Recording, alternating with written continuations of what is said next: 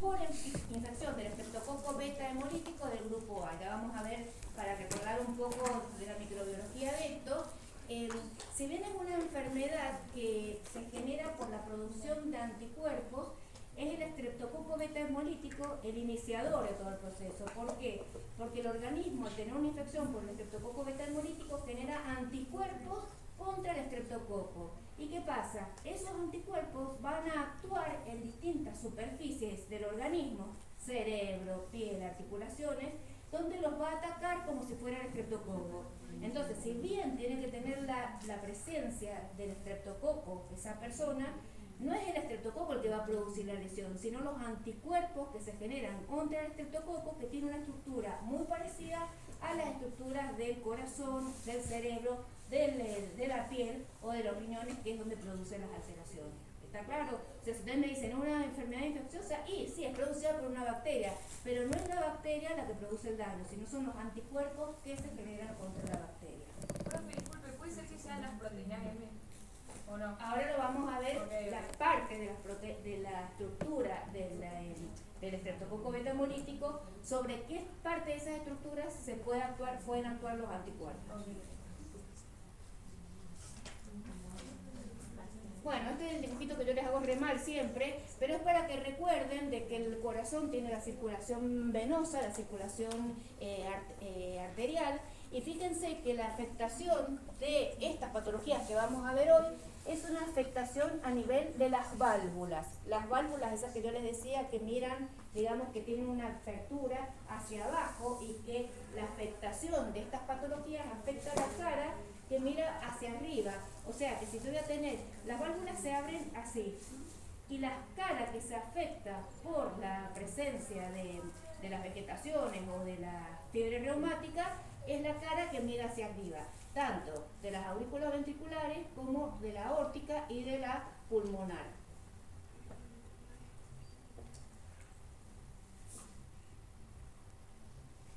Acá está la cuestión que vos me preguntabas, la estructura del estreptococo beta hemolítico del grupo A.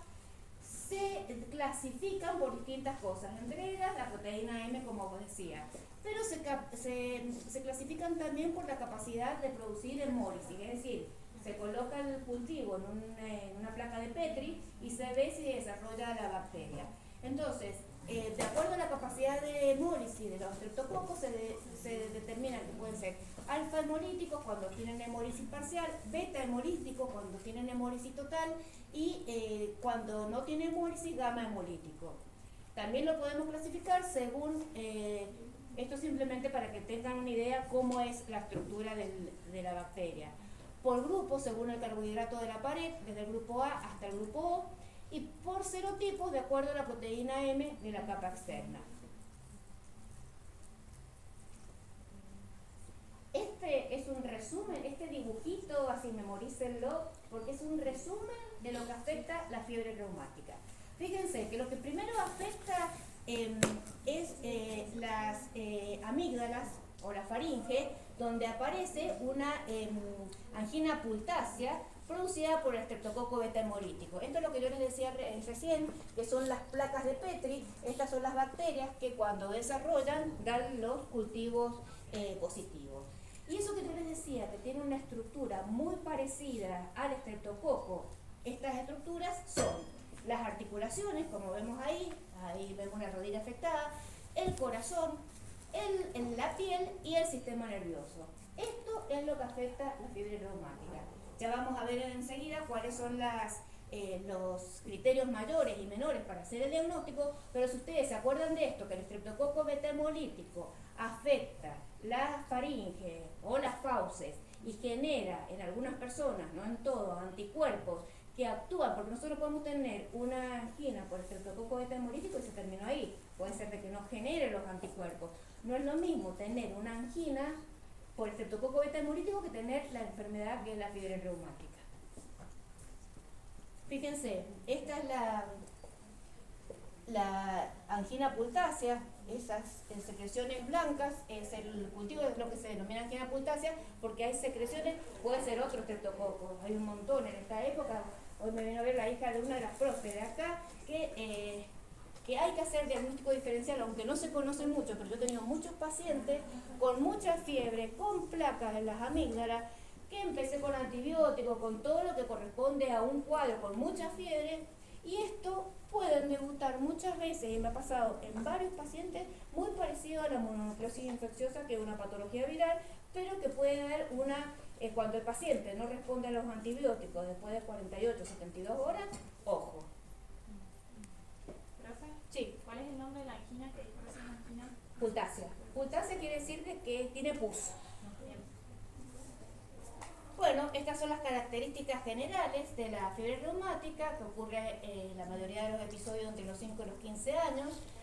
Los factores de riesgo están asociados al desarrollo de fiebre reumática en pacientes con faringo, amigdalitis por el estreptococo, beta hemolítico, agalacte, son el hacinamiento, la pobreza, las malas condiciones de vida, el estado de inmunidad de la población y los serotipos del estreptococo prevalentes, sobre todo los serotipos 3 y 6. Bueno, de esto lo que quiero que sepan es de que la fiebre reumática cuando afecta al corazón, afecta las válvulas.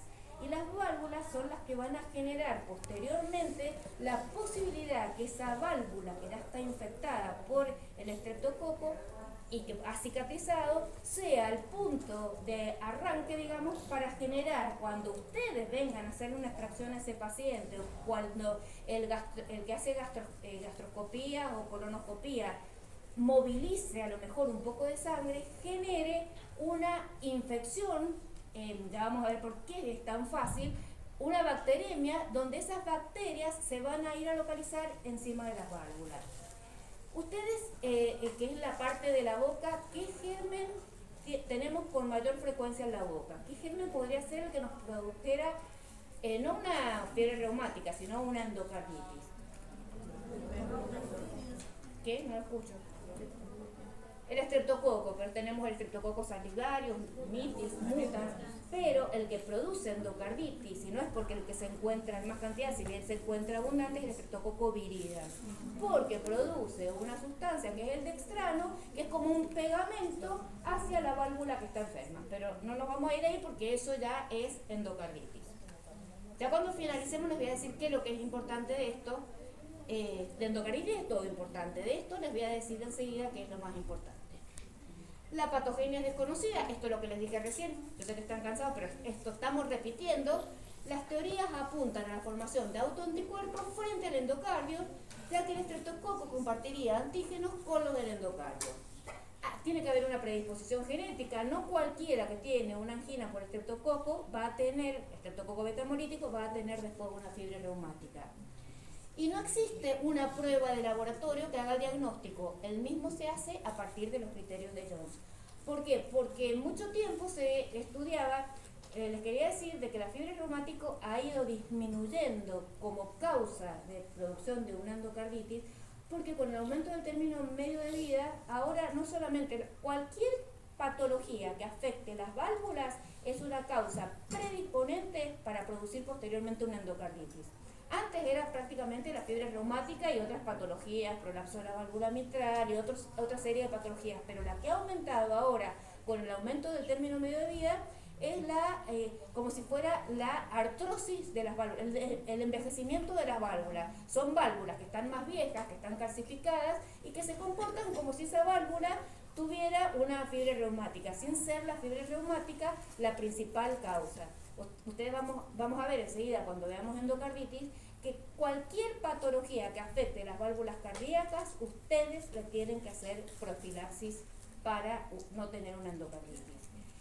Yo siempre les digo, no tratemos a los pacientes con antibióticos por más que si vienen con un cuadro de virosis, le metemos antibióticos por si las moscas, a cualquier patología, porque matamos bacterias malas, pero matamos la flora habitual intestinal, que es la que en este momento se conoce como, digamos, el segundo cerebro, porque es donde entran todos los gérmenes que van a desencadenar posteriormente patologías autoinmunes, enfermedades crónicas. Por eso es importante no tratar de más. Pero la salvedad es que cuando tenemos la duda en endocarditis, si ese paciente tiene una afección valvular para que ustedes le tengan que hacer profilaxis, ahí sí les digo, cuando tienen la duda, tratemos de más, no de menos. porque la profilaxis es muy sencilla, se hace con 2 gramos de amoxicilina 1 hora antes de que el paciente le vaya a hacer el procedimiento. Y si ustedes no le dan la amoxicilina a un paciente que necesita, ese paciente puede hacer un accidente cerebrovascular, morirse, hacer un infarto de riñón, es decir, las patologías que pueden generar son muy, muy frecuentes y muy serias. Y a lo que iba con esto, que hay una prueba que se llama AELO, que es antiestreptolicina O, que antes se decía, si el paciente tiene de AELO más de 250, tiene fiebre reumática. No, eso simplemente les dice que ese paciente tiene anticuerpos contra el estreptococo, pero no les está diciendo que el paciente tiene fiebre reumática. Fíjense, esto, ¿se acuerdan que recién les dije de que afectaba más bien a niños entre los 5 y 15 años? Pero fíjense que esta nena está en una silla de ruedas porque produce una poliartritis migratoria, quiere decir que va afectando distintas articulaciones. Son articulaciones grandes las que afectan, la cadera, la rodilla. ¿Por qué es importante esto? ¿Por qué importa saber de que afecta las articulaciones grandes y no las pequeñas? Y porque, por ejemplo, puede venir un paciente que me consulta a esta misma edad con dolor en las pequeñas articulaciones y yo no voy a pensar tanto que se trate de una fibra reumática, sino que tengo que hacer diagnóstico de otras patologías como el lupus, la artritis reumatoidea, que afectan articulaciones más pequeñas. Fíjense que generalmente son 2 o más, acompañándose generalmente de síndrome febril y son muy dolorosas. ¿Qué es lo que produce? Estoy definiéndoles ahora ese dibujo que dije, acuérdense que afecta el corazón, las articulaciones. Bueno, lo que les mostré recién son las articulaciones. A nivel del corazón, ¿qué produce? La pancarditis reumática. Pancarditis quiere decir que afecta las 3 capas del corazón. Aparecen unos nódulos que se denominan granulomas o cuerpos de Hashov, que cuando se hace la anatomía patológica son patonomónicos. ¿Saben lo que es patonomónicos? Sí.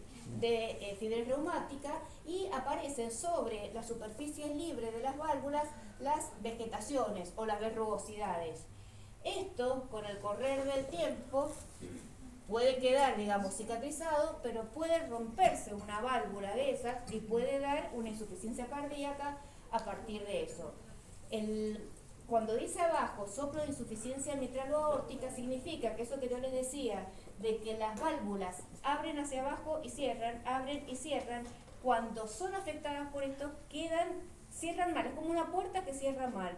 Y eso lo que genera es la insuficiencia. Cuando cierra mal, quiere decir que cuando tiene que estar cerrado, está abierto y refluye un volumen de sangre. Mientras que la estenosis es cuando esto se cicatriza y el orificio por donde tiene que pasar la sangre es menor. Entonces eso puede generar estenosis o insuficiencias de esas válvulas. Estas disfunciones valvulares no las puedo, a no ser de que yo escuche el soplo, pero no la puedo ver a no ser que sea a través de una ecografía. Y si el paciente se descompensa, porque puede tener, digamos, la fiebre reumática y el paciente estar estable, pero si el paciente empieza con taquicardia, cardiomegalia, derrame o roce pericárdico, eso que les decía recién, que entre las 2 hojas del pericardio se acumula líquido y hace que se denomine corazón acorazado. Ese corazón no se puede distender porque esas hojas que normalmente se abren y se cierran, ahora generan una estructura rígida que se abre hasta un determinado límite. Pueden aparecer arritmias, signos de cardiopatía congestiva o de insuficiencia cardíaca o bloqueos. Esto es lo que puede presentar un paciente por complicación de la fiebre reumática. Fíjense que esto es el corazón de una niña de 9 años. No sé si ustedes se ubican, esto es el corazón. De acá a acá. ¿Les parecerá? Es lógico que no lo sepan, pero ¿les parece un tamaño normal? No. Está aumentado el tamaño. Normalmente lo que se llama índice cardíaco es lo que se mide de acá a acá y que debe ser la medida de acá a acá al corazón menor a la mitad del diámetro torácico. Esto se dan cuenta que lo supera ampliamente. Esto puede pasar en una persona de 80 años, 70 años, una persona que tiene una insuficiencia cardíaca descompensada. Esto ocurre en esta niña de 9 años porque tiene una fiebre reumática. Otro Otro de los criterios, fíjense, ya dijimos, de la afectación a nivel de las articulaciones, la afectación a nivel del corazón, y ahora vamos a la afectación a nivel de la piel. Pueden aparecer los nódulos subcutáneos que asientan sobre prominencias óseas, generalmente los tendones extensores, que pueden ser de los brazos, de los dedos de las manos y pies, codos, de la espina tibial y apófisis espinosa. Las apófisis espinosas son, ¿se acuerdan de anatomía? Las que salen para atrás a nivel vertebral. A nivel de piel también puede aparecer lo que se llama el eritema marginado, que es un exantema. Ahora cuando vean lesiones elementales van a darse cuenta.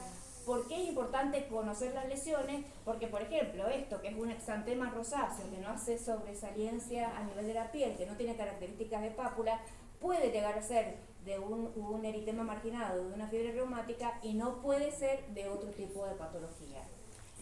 Eso es más oscuro en la periferia, se aclara en el centro, no pica, ya les mostré las fotos, no está indurado y se afecta el tronco y la raíz de los miembros inferiores, pero nunca afecta la cara. Si ustedes ven esto en la cara, no es probablemente un eritema marginado de la fiebre reumática. Esto, si ustedes lo ven en otras patologías, parece como una urticaria.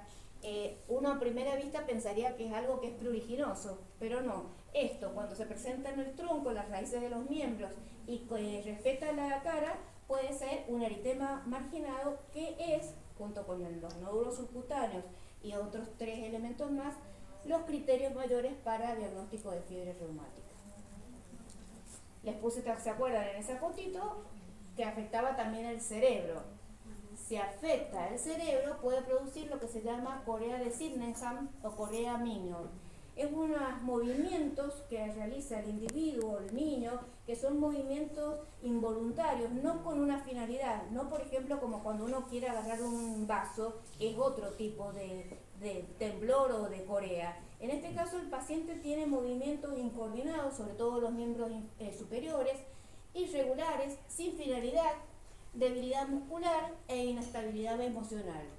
Esto puede ser una manifestación más tardía de la fiebre reumática. Y como en todas las patologías que vamos a ver de ahora en más, tenemos criterios mayores y criterios menores. Los criterios mayores, acuérdense que son los que tienen más peso, que con 1 o 2, acompañado de uno menor, pueden hacer diagnóstico. Los menores son los que necesitamos muchos de ellos para poder hacer el diagnóstico. Los criterios menores serían fiebre. ¿Se acuerdan a partir de cuánto era la fiebre? Repasamos un poquito para el parcial. 37,2, 37,5 febrícula, 37,5 en adelante es fiebre. Artralgias. ¿Saben lo que es artralgias? Algia siempre es dolor. Artralgia es dolor articular. Pero tenemos otros términos. Tenemos artritis. Artralgia simplemente es el paciente que le dice me duele la rodilla. El profesional no visualiza nada, simplemente el antecedente que le duele algo. Artritis, itis, es todo lo que sea inflamación. Nosotros ya encontramos una articulación inflamada, que puede estar roja, que puede estar aumentada de tamaño, que puede tener líquidos, con todas las características de la inflamación, que eso lo han estudiado anteriormente. Y artrosis, así como les decía recién, artrosis es el envejecimiento de las articulaciones, así como la arteriosclerosis es de las arterias. La artrosis es el proceso al que sufrimos todos cuando tenemos más años, y es cuando los huesos o los cartílagos se empiezan a envejecer. Entonces artralgia es dolor, artritis es la inflamación visualizada con signos de inflamación, y la artrosis es el envejecimiento. En este caso el paciente tiene artralgia. Puede tener taquicardia, puede tener un aumento de la velocidad de sedimentación globular. ¿Se acuerdan lo que era? ¿Qué era? El aumento con que sedimentan los eritrocitos colocados en un tubo, que se mide cuánto tiempo tardan en sedimentar. ¿Se acuerdan que yo les dije que cuando había un proceso infeccioso aumentaban las gamma-globulinas que se colocaban en la superficie de los glóbulos rojos, y eso hacía que sedimentaran más, y por eso aumenta la eritrosedimentación? Ahora, ¿es típico de los procesos infecciosos? No, porque fíjense que en esta patología que tiene una mezcla de inmunidad y de infecciosos también aumenta, pero también aumenta en la artritis reumatoidea, en el lupus, en enfermedades neoplásicas o cancerosas. Es decir, que es un elemento bastante inespecífico, pero que su aumento lo tenemos que relacionar con otras cosas. La proteína C reactiva, el antecedente de fiebre reumática o cardiopatía reumática previa. Eso es un criterio menor, importante. Si el paciente ya tuvo fiebre reumática anteriormente, es un factor más como criterio menor que se puede sumar. O cardiopatía reumática previa. Bueno, esto es el resumen de eso que les mostré en principio. Fíjense, los criterios de Jones, esto es lo que preguntamos fundamentalmente. Los criterios de Jones, ¿por qué son importantes? Porque esto es lo que afecta a la fiebre reumática. O sea, con que ustedes sepan que la fiebre reumática es producida por una bacteria que se llama Streptococcus beta hemolítico, que se produce por anticuerpos que se producen contra elementos parecidos al estreptococo, que abarcan esos órganos que les dije anteriormente y que tiene como manifestación clínica la carditis, la artritis, la corea de Sydenham, el eritema marginado y los nódulos cutáneos. Ahí tenemos prácticamente resumido lo que es la fiebre reumática. Y qué es lo que los afecta a ustedes, por qué un odontólogo debería saber esto. Y bueno, porque el paciente les puede decir todos estos elementos sin saber que tuvo fiebre reumática, y ustedes pueden también presumir de que ese paciente tiene afectadas las válvulas y que van a tener que hacerle tratamiento para evitar que haga una endocarditis. Y los criterios menores serían la fiebre, la artralgia, la poliartritis migratoria, la elevación de reactantes de fase aguda. ¿Se acuerdan que yo les dije que cuando veíamos un hemograma y veíamos una fórmula, hablábamos de desviación a la izquierda cuando aumentaba la posibilidad de tener un proceso infeccioso bacteriano? Es lo mismo que hablar de reactantes de fase aguda. Quiere decir que aumentan los glóbulos blancos, aumentan los neutrófilos encallados, es decir, que les está hablando de un proceso infeccioso.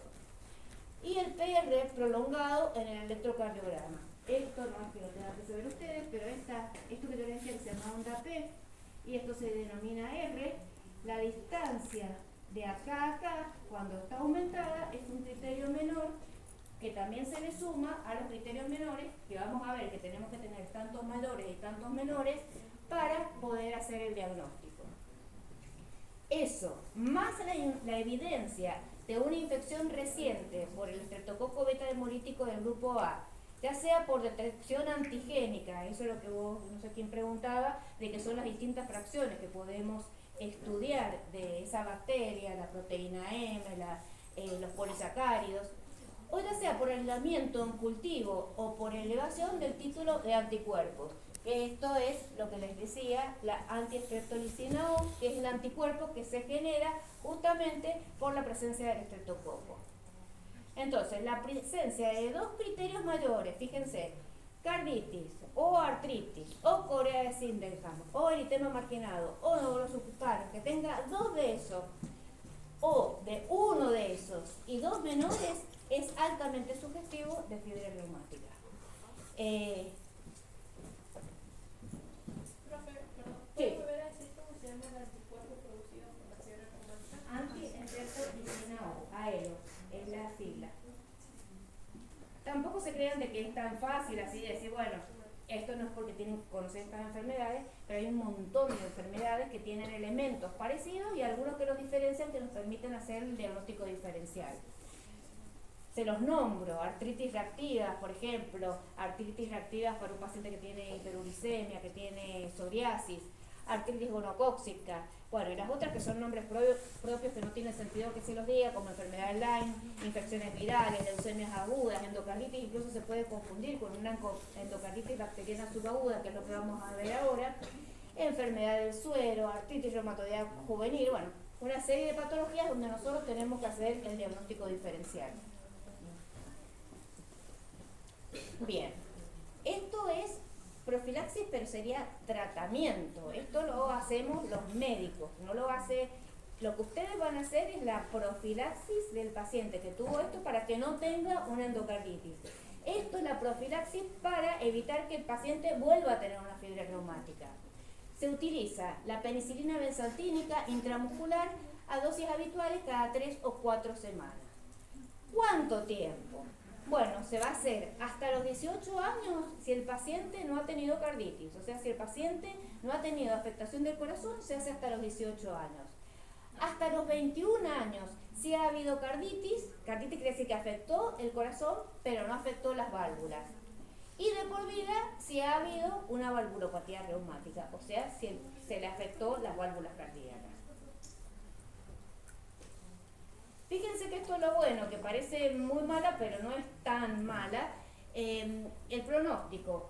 El 90% de las carditis ligeras se recuperan totalmente sin dejar secuelas, desapareciendo el soplo en su convalescencia o a los 5 o 10 años siguientes. O sea que el 90% es un buen valor. La artritis y la corea, chicos por favor, no, se recupera totalmente. Y como por último, la fiebre reumática es una enfermedad que puede tener recurrencias y eso determina la invalidez o la muerte del enfermo. Ya como les dije recién, hay menos casos de fiebre reumática, pero ustedes tienen que saber reconocerla. Entonces, ¿quién la produce? ¿Cómo se produce? ¿Por qué se produce esa lesión de esos órganos? ¿Cuáles son los órganos que afectan? ¿Cuáles son los criterios mayores? ¿Y cuáles son los criterios, digamos, mayores fundamentalmente? ¿Y cómo se hace el diagnóstico? Esta patología, cuando ustedes la tienen, supongamos que el paciente les puede decir, ustedes no van a ocultar el corazón, pero el paciente les dice, tengo una afección de una válvula, si ustedes tienen que hacer algún procedimiento, en ese caso, y no saben si tiene afectadas las válvulas cardíacas, ante la duda, que es lo que vamos a ver ahora, hagan profilaxis antibiótica. Es una de las pocas veces que les voy a decir, ante la duda, hagan de más y no de menos. ¿Dudas de esto? Bien. Bueno, ahora vamos a